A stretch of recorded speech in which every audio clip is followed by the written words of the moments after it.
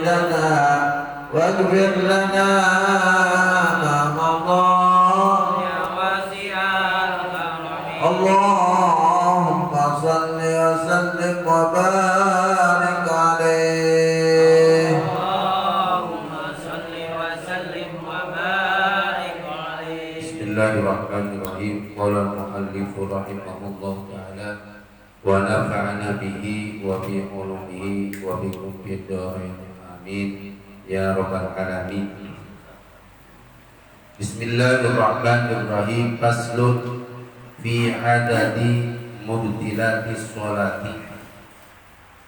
Ini pasal menerangkan di dalam menerangkan masalah bilangan-bilangan yang membatalkan sholat. Ada beberapa yang membatalkan sholat. Walladhi yubtilu bihi sholatu ahada asyara syai'an. Dan perkara yang membatalkan bihi dengan perkara as-sholatu sholat ahada asyara syai'an, ada 11 perkara. Jadi perkara-perkara yang mana kalau kita sholat itu menjadi batal daripada sholat kita. Yang pertama al-kalamul amdu, yaitu berbicara dengan sengaja. Lagi sholat mau ngomong. Terus bagaimana ini? As-salihu li khatibil adami, yang patut untuk yang berbicara itu kepada bangsa manusia. Jadi zaman Nabi juga ada dulu di sholat ngomong, habis ngomong waktu ruku begitu. Terus sujud habis sujud ruku ngomong lagi, dulu gitu. Dulu daripada sahabat banyak yang sholatnya lagi sholat ngomong, bicara begitu. Apa sekarang? Tahun 92 dulu ada dari India atau dari mana? Ya kalau lagi sholat ngobrol aja sama temennya samping. Ntar habis ngobrol, ya ruku, sujud, ntar habis rokat kedua ngobrol aja lagi. Dipanggil istrinya. Iya. Sana kan ada kan. Nah, terus bagaimana itu? Ya, nih sawaun ta'allaq bi maslahati sholati aw sama saja yang berkaitan dengan kemaslahan sholat atau tidak kemaslahan sholat. Jadi gini, terus bagaimana tuh orang yang baru masuk Islam bahwa di dalam sholat ada keharaman, bahwa dibilang sholat itu boleh ngomong. Orang baru masuk Islam, baru belajar Islam, dia sembayangnya dia sambil sembayang sambil ngomong. Itu Allah akan maaf. Karena kenapa? Baru masuk Islam. Ada di dalam kitab bagaimana orang yang jauh dari ulama. Dia jauh dari ulama, pokoknya enggak hidup di hutan, enggak tahu tentang masalah yang haram, yang makruh dan sebagainya. Dia sholat. Dia berbicara bagaimana sholatnya itu orang yang kebetulan jauh dari ulama. Kira-kira sekarang itu banyak nggak ulama di kampung-kampung? Ya, kalau banyak nggak sah sholatnya. Karena kenapa? Sekarang ulama banyak ke pelosok-pelosok, begitu. Jadi terus sekalipun satu huruf itu yang mempunyai arti, maka sholat itu batal sholat kita. Contohnya begini, bidunki biharfin mubhamin, dengan ucapan yang satu huruf yang dapat dipahami. Contohnya begini, satu huruf beda. Kaki seperti terlalu artinya jagalah olehmu. Paham kan? Jagalah olehmu. Kan kita paham yang mustami, yang mendengarkan. Ya Pak. Jadi paham. Yang kedua, wa'i artinya apa? Sadarlah. Itu sekalipun satu huruf kita ngomong batal sholat kita. Kalau itu yang dapat dipahami, ya. Seperti wafi, fatuhilah. Fi itu mempunyai arti yang dipahami, batal sholat kita. Terus bagaimana kalau kita lagi sholat ada yang memberi salam, wajib nggak dijawab salam? Ya? Kita lagi sholat. Assalamualaikum. Waalaikumsalam. Kira-kira bagaimana? Hah? Kita lagi sholat. Ada tamu atau di sini sholat jamaah ada yang beri salam. Wajib dijawab nggak? Jawab. Lagi sholat. Nah, Pak, lagi sholat ada yang memberi salam. Kan kalau jawab salam hukumnya Pak wajib. Tetapi kita di dalam sholat wajib jawab nggak Pak? Hah? Hah? Jawab. Di dalam kitab Fathul Mu'in ini Pak, wa yusannu limusalli sulima alaihi raddu bil isyarati. Wa yusannu dan disunahkan bagi orang yang sholat yaitu menjawab salam bil isyarati dengan isyarah, bil yani dengan tangan, awil rosi dengan kepala. Jadi isyarah. Bisa dibayang. Bismillahirrahmanirrahim. Bismillahirrahmanirrahim. Ya. Assalamualaikum. Bil isyarah dan tangan. Awil rosi atau dengan kepala, begini aja. Gitu. Dijawabnya bil isyarati bil yadi awil rosi. Dijawabnya dengan isyarah dengan tangan awil rosi. Dengan tangan gimana Pak? Walau nanti kon sekalipun kita lagi baca, sekalipun kita ucapin apa, pada saat kita baca apa, itu disunahkan Pak, disunahkan dengan isyarah. Artinya gini, Pak Jigiono lagi sembahyang, qul huwallahu ahad, assalamualaikum, bisyarah dengan tangan, atau dengan apa? Atau dengan kepala ngangguk. Nah, jawabnya kapan? Summa ba'dal firaqi min hadil lahdi. Kemudian setelah selesai daripada sholat bil lahdi dengan apa? Setelah sholat assalamualaikum warahmatullahi wabarakatuh. Assalamualaikum warahmatullahi wabarakatuh. Waalaikumsalam warahmatullahi wabarakatuh. Jawabnya kapan? Setelah sholat. Tadi pun dari isyarat doang, kira-kira kalau kita bisa dengan tangan bisa juga dengan begini ya, bisa juga dengan begini ya, bisa dengan tangan bisa juga dengan begini, awirosi atau dengan kepala. Kalau dengan kepala gimana? Berarti kan? Kalau soalnya di kamar, tamunya di luar. Iya, ya udah. Apanya? Ini ceritanya ini, ya mungkin lakukan sholat sendiri. Ya kalau sholat sendiri mah ya yang lihat isyarah kita jawab salam siapa? Ya kan ya? Iya. Hah? Iya. Jadi jawabnya apa? Jawab salam setelah daripada selesai sholat. Jadi masih wayusan. Nah, sekarang orang yang bersin, kita lagi sembahyang. Allahu Akbar. Alhamdulillahirabbil alamin. Terus bersin. Dijawab nggak itu sama kita? Enggak, maksudnya pada saat bukan di rumah itu bukan yang dari kita waktu sholat bersin. Kan kita ngejub apa biasanya?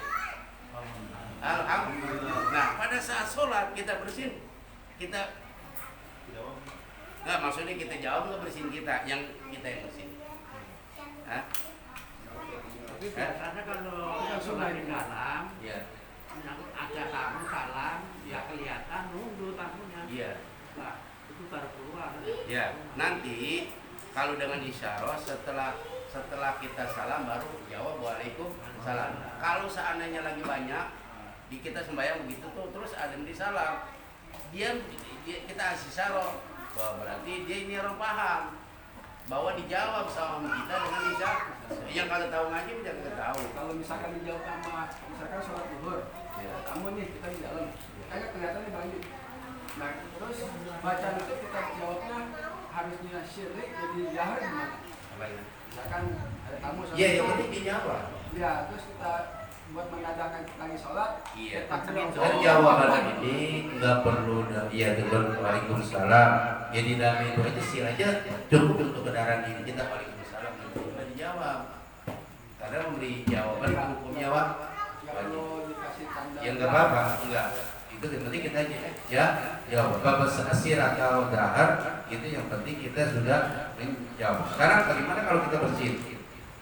Nah, kita bersin. Kita bersin. Disunahkan jawab nggak?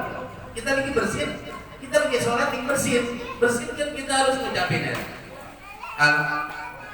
Alhamdulillah.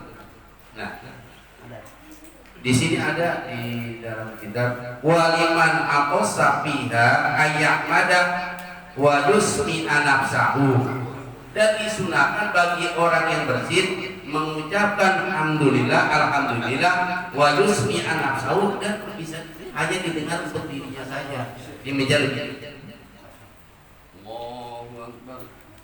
Bismillahirrahmanirrahim. Alhamdulillahirabbil alamin. Kita bersin.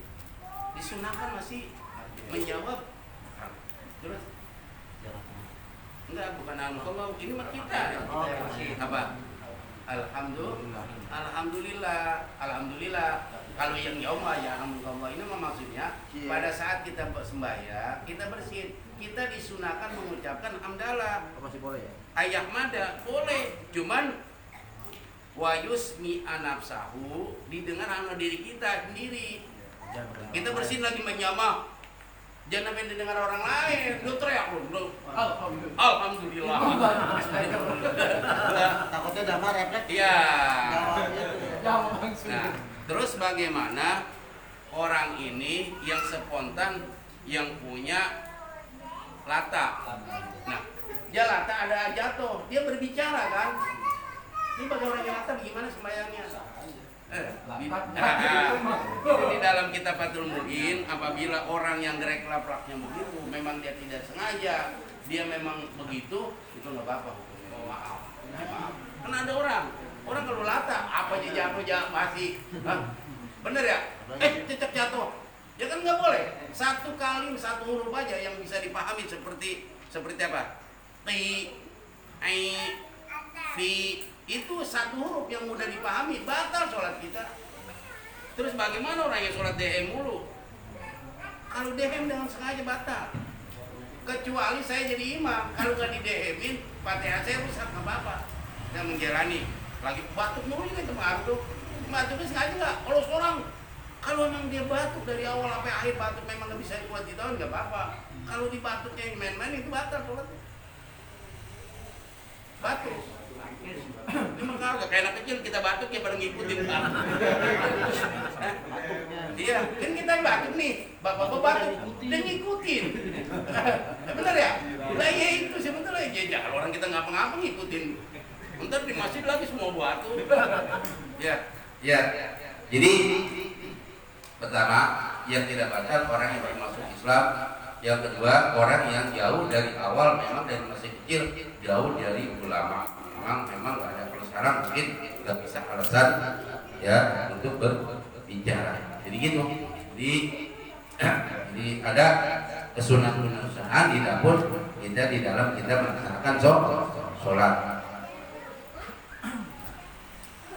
Wal amalul kasiru, dan melakukan perbuatan yang banyak, al mutawali yang berturut-turut, kasalasi khotowatin amdan, seperti orang yang berturut-turut 3 kali melangkah dengan sengaja, karena dari kasawan sama saja apakah dia lupa. Jadi orang yang melakukan pekerjaan yang dianggap banyak sampai 3 kali melangkah dengan berturut-turut. Bagaimana orang dia nggak melangkah tapi loncat? Ada imamnya apa? Bakar, tapi dia gantinya loncat, kan loncat. Nah, melompat. Ya. Hukumnya bagaimana tuh orang yang melompat? Iya. Kali nggak apa-apa kan yang 3 kali. Apa? Kan yang nggak boleh 3 kali. Iya. di sini sekalipun sekali wa tabatulu bil wasbati wa illam tata'addada, dan batal dengan melompat sekalipun tidak diulang-ulang, hanya sekali lompatan batal. Iya, sekali lompat. Itu sekalipun tidak diulang-ulang, artinya sholat dia sholat di sini lompat ke sholat, sekalipun dia cuma sekali lompatan batal. Nah, bagaimana caranya kita melakukan suatu perbuatan? Ya udah, misalkan kita imam ada batal di sini batal, udah sini berarti kita juga 2 kali ke situ nyampe. Ya 2 langkah. Itu dianggap ini yang batal berturut-turut melakukan suatu perbuatan dan juga sengaja, sekalipun lupa, itu batal. Nah, di sini amalul qalilu fala tabtulus sholatu bihi, dan apabila kita melakukan suatu perbuatan yang sedikit fala tabtulus sholatu bihi, maka tidak membatalkan sholat. Itu tadi saya bilang, kalau 1 kali 2 kali tidak membatalkan sholat karena dianggap sedikit. Kalau 3 kali berturut-turut melangkah itu batal sholatnya. Makanya kita harus tahu bagaimana cara kita melakukan suatu perbuatan. Bisa aja imam kentut, kita mengganti imam, jangan loncat gitu. Ya, bagaimana? Ya udah, dari sini kita ke sini, berhenti lagi, langsung kita 2 kali juga bisa, ya 2 kali jalan, 2 kali langkah. Ya. Yang penting nggak boleh al-mutawali, berturut-turut. Artinya dia melakukan bisa juga itu dengan yang imamnya yang agak jauh itu banyak. Itu yang berapa itu? Kedua. Yang ketiga, wal hadasul asghar wal akbar, itu kedatangan hadas kecil dan hadas besar. Kentut ya, lagi sholat kentut, sekalipun kentut ini tidak ada bunyinya, tetapi kita berasa bahwa kita itu kentut. Yang kedua, kita ini kentut tetapi orang yang mengetahui kita kentut. Begini. Waktu sholat Jumat, khotib sedang berkhotbah, dia tidak terasa kentut. Yang di samping itu dengar, Bapak tadi kentut. Dibilang begini, orang saya kagak kentut. Nah, bagaimana itu? Dia harus percaya dengan ucapan yang sebenarnya. Mungkin berita itu bohong. Dia jangan sampai dia karena malu, enggak, bisa aja yang saya kentut. Lah bagaimana orang begitu? Itu kan satu berita bahwa dia kentut. Orang lagi tidur, dia kentut. Dia harus melulu. Ya kan ya? Bisa aja kentut itu bisa didengar dari orang lain. Yang kedua itu, apabila kita kebetulan perut mules, kita nahan, sembahyang udah mau kurang 1 rakaat lagi atau lagi mau salam, baru mau salam, belum salam, tapi sudah berasa di sini. Ya udah kita ulang lagi, batal. Ya, batal. Atau bagi orang perempuan bagi sholat kedatangan atau nifas, itu juga batal sholatnya. Jadi jangan diabetes. Jangan terusin. Kan kita kalau begitu kadang-kadang minta maaf, orang ketemu sayang, apa udah mau rakot terakhir, begitu ada terasa di sini ini kayaknya kayak ada angin, tapi dia nggak bersuara, itu batal. Sekalipun nggak ada. Yang kedua nggak ada baunya lah. Ada baunya. Batal nggak? Batal. Jadi kedatangan apa? Ada kecil maupun besar. Jadi ada kecil dan besar. Yang selanjutnya wahulul najasati, dan kedatangan najis itu allati la yunfa'anha, najis yang tidak dimaaf anha daripada najis yang tidak dimaaf. Bagaimana najisnya yang sudah kering? Kita lagi sholat, di baju kita ada sejadah, ada tai cecek, cuman udah kering. Kayak gini. Bagaimana nih? Walau waqa'a ala saubin najasatun ya bisatun fanaqadha saubahu halan lam tabtul salat walau qawatan dikalau jatuh ala saumi di atas pakaian apa yang jatuh najasatun oleh najis ya bisatun yang sudah kering fayaqadha saubahu lalu dia apa dikebut pasti apa dia itu digituin kebat ya ya kan kalau ada najis kita kebat begitu tuh najisnya kering ya saubahu akan bajunya halang ketika itu juga lam betul sholatuhu maka tidak batal sholat. Misal begini, kita lagi sholat ada najis sudah kering, ada di sini tainya tai kicap, kita kebut kebak siapa ini digituin sama kita mental itu sudah batal sholat kita. Iya itu ceritanya ini mah itu mereka tahu. Atau kita lagi sembahyang di sejadah kita ada tai kucing, bagaimana pun itu kedatangan najis. Dari sembahyang ada tai kucing, kira-kira sana sembahyang kita? Di sejadah kita ada tai kucing, besar nggak? Maksudnya sholat kita batal nggak? Sholatnya Kenapa? ini masih di sejarah ya. Hah? Jadah itu mau enggak? Kau bawa najis ke badan gitu. Lah, itu yang kita sujud. Tempat sujud harus bersih daripada najis. Tempat kita sujud. Najisnya mualat, nyambung. Nah, sedangkan kita berdiri di atas sejadah. Jadah. Mualat nyambung. Oh, kalau di tanah ya. Iya, kecuali najisnya di sono. Di situ kita di situ najis, kita di sini. Enggak, itu mah. Kita mual, kita sejadah sama juga orang pakai sorban. Sorban yang buat sujud di atas ke atas itu nggak boleh sholatnya kecuali dia punya sorban emang dia taruh di situ begitu. Begitu. Sama yang di sholat digendongin anak kecil. Iya, anak kecil. Masih punya najis. Najis atau kita sembahyang di samping anak yang belum sunat dan sebagainya itu sok bisa putus. Karena sebabnya itu sebelahnya kita gitu ya. Jadi wahulusin nasihat yang tidak dimaaf. Kalau yang dimaaf hukumnya sah, jadi sah.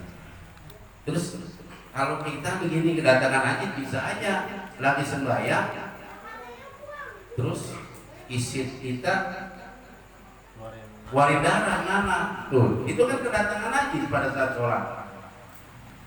Nah, kedatangan najis itu kira-kira najisnya di mana itu kalau begitu? Kalau nana, hah? Kalau nana maaf kali. Ih, belum gua, masa nana najis. Gua tuh Lagi sholat dah. ya lagi iya, itu kan lagi sholat kedatangan najis. Kan lagi sholat kedatangan najis. Kedatangan. Begitu, kedatangan. Begitu. Kalau sholat tidak ada nana. Iya. Kedatangan. Zaman dulu kita bisulan guys. Iya itu. Bisulan Iya. dulu mas. Iya. Jadi ada najis yang tidak dimaaf waktu sholat, maka tidak itu tidak dimaaf itu berarti batal sholat kita kecuali najisnya yang sudah kering yang hadis yang najis itu yang maaf. Jadi kita kebat. Jadi kita apa ya? Kita apa ya? Ya kita bahasanya kan baca Betawi dikebat begitu. Dikebat gitu. Jangan dipegang begitu. Bukan. Kainnya dikebat gitu Pak, bajunya nih. Gitu ini. Ya. Gibrik. Jadi gitu. Ya. Ya, dikebut ya. Dikebat. Yang selanjutnya wa'in isyaful aurati dan terbukanya terbuka aurat amdan dengan sengaja. Bagaimana itu lagi sembahyang kita di musolanya belum ada jendelanya baru dimasang ubin angin kencang banget. Pasang buru aja mana kita kagak sepak kan sembahyang pakai tanah dalam gitu ya. Sembahyang kena angin atau kita sembahyang di pantai di pinggir laut angin kencang lagi sembahyang pas gitu lagi sembahyang kita terbuka semua. Bagaimana itu? Wa isyaqul aurati hamdan, kalau hamdan. Terus fa in kasyafaria, dan apabila terbukanya itu oleh angin, fasyarataha, maka kita menutupinya, bil hali pada ketika itu juga lam tabtul sholatuhu, maka tidak batal sholat. Begini, kita lagi sholat, angin datang, buru-buru kita tutupin. Maksudnya kain kita buru-buru gitu itu turunin lagi. Bagaimana kalau didiemin batal, didiemin lagi mah Kelamaan. jadi pada saat bil hali, pada saat itu juga kita baik, kita tutup, dan bisa aja kita kalau sembahyang di pinggir laut, kalau angin kencang, ini bisa terbang, ini ketiup angin, benar nggak? Waduh, kayak angin begini kencang banget, begitu kayak begitu, kayak orang lagi pakai ihram, kagak pakai gesper, Hah? Celorot. Saya punya temen tuh waktu umroh, orang jeruk. Dia kan bagus bukan bawahnya, atasnya apa? Hilang, kegesek sama orang. Lagi mau Hajarul Aswad, pulang, saya mau sa'i. Dia mau sa'i kagak pakai gini, orang itu aja kagak ada, hilang. Ininya hilang, ya apa? Selendangnya. Saya bilang bagus, enggak semuanya. Enggak semuanya. Gitu. Nggak bisa aja kalau kurang kenceng, ya pasti kita pakai ihram. Ya orang kalau kita nggak pakai gesper, kita salah-salah. Nah, gesek-gesek. Aduh, hati-hati. Makanya kita disuruh guru. Ada pembimbing yang kencang ya, ngapa takut merosot semua. Takut merosot. Orang apa? Ya orang nggak pakai apa-apa. Gitu. Nah, itu. Jadi apa ya? Nah, itu ya. Jadi apabila kita lagi sholat, pakai kita ketiup angin, pada saat itu juga kita tutup daripada aurat kita. Bagaimana sholatnya? Lam tabtul sholatuhu, maka tidak batal sholatnya. Bisa nggak Pak? Kita lagi sembahyang, lagi sholat di pinggir pantai atau di masjid yang nggak ada rumah, itu masjid nggak ada jendelanya, baru dikasih ubin doang, angin kencang, bisa ya? Bisa itu. Sekarang kita mau orang masjid udah jadi, udah jendelanya, bisa aja baru patah, baru dia baik, baru di blur doang kan dia, di blur doang, kalau jendelanya angin kencang, gitu. Terbuka. Yang selanjutnya, watawayyirun niyati, dan berubah niat. Ka'anjamil khuruja minas sholati, seperti orang itu niat keluar dari sholat, lagi sholat niat pengen keluar. Gini nih, gue nih kalau hujan gede, gue mau sholat, mau batalin, biar hujan batal. Atau begini, ini gue lagi sholat nih diri, ini kalau ntar musola wudhu, gue mau keluar. Yang belum terjadi udah niat mau keluar, itu namanya berubah nih. Niat apa? Lagi sholat, niat keluar daripada sholat. Boleh. Ya sholat harus yakin. Mana ada tuh ceritanya? Orang lagi sholat, ada gempa, dia tetap itu. Imamnya begini, mulai mau pernah kabur, dia bener dia. Dia di tembok itu. Aneh kan ya? Hah? Iya itu. Yang lain zamannya pada kabur dia mau main. Masya Allah, udah mantap Pak, udah mantap. Jadi dia kata nggak apa-apa, masih dalam sholat.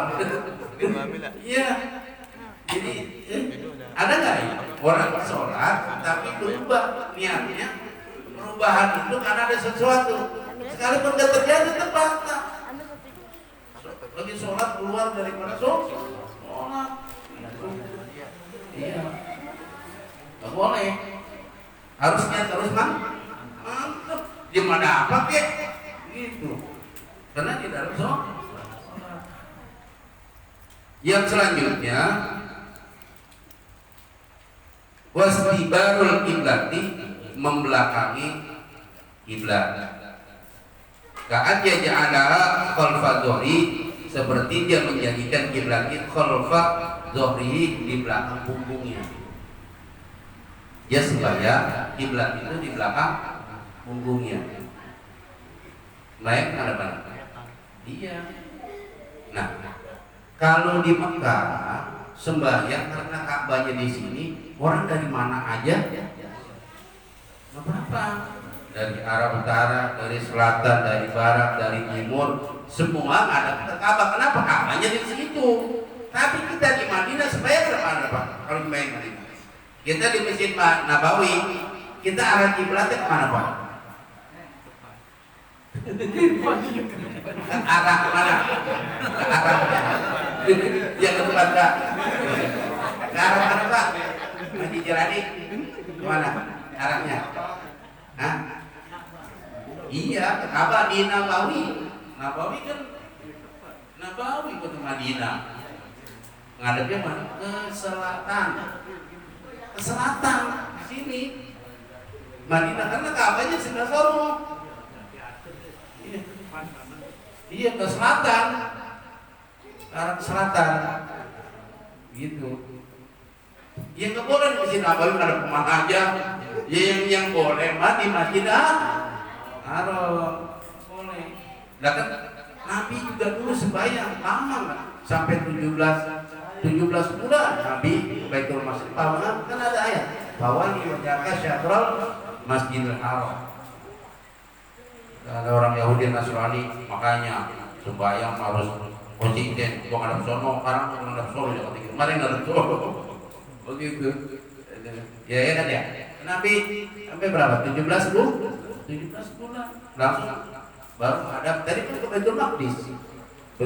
Lalu bahwa di wajaka syatrul Masjid ada di mana? Itu di Masjid Qiblatain. Di Masjid Qiblatain dan bacanya kan bahwa di wajaka syatrul Masjid. Jadi kalau kita haji umrah kan diajak ke Masjid Qiblatain. Ditulis di situ bahwa di wajaka syatrul Masjidil Haram. Nabi kayak kita mah bagaimana ya? Pengen arah yang sebenarnya begitu. Galau lah bahasanya begitu. Pengen yang kiblat yang sebenarnya untuk beliau untuk menghadap. Akhirnya itu turun ayat bahwa di wajaka syatrul. Jadi nggak boleh. Jadi kiblat ada di mana? Di belakang. Jadi kalau di Masjidil Haram kita sembahyang karena Ka'bahnya ada di situ, kita dari mana arah saja boleh gitu. Ya boleh gitu. Makanya kalau kita sembahyang di Masjidil Haram, kita itu di shop yang kedua berarti kita menjadi shop yang kedua sedunia itu. Benar ya? Kita Pak Haji Giono nih sembahyang di Ka'bah, berarti Pak Haji termasuk shop kedua jamaah seluruh dunia. Ya kan ya? Lainnya seluruh dunia. Dunia kita jadi shop kedua. Emang semuanya ke situ gitu.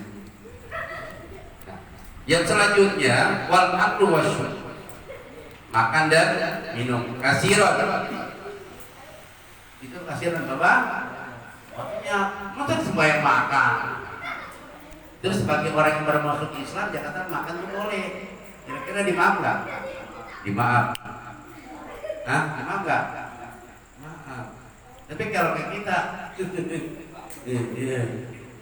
karena al-maqulu wal masyrubu qalilan atau kita makan minum atau qalilan atau sedikit. Begini, lagi sebenarnya ada makanan kita tuh batal nggak sholat kita? Batal sama juga puasa. Nah, puasa coba. Puasa ada sisa makanan kita telan banyak mari batal nggak? Sama. Lagi sholat nggak gosok tinggi. Ada sisa-sisa apa nih di sini? Menit-menit jatuh kemana?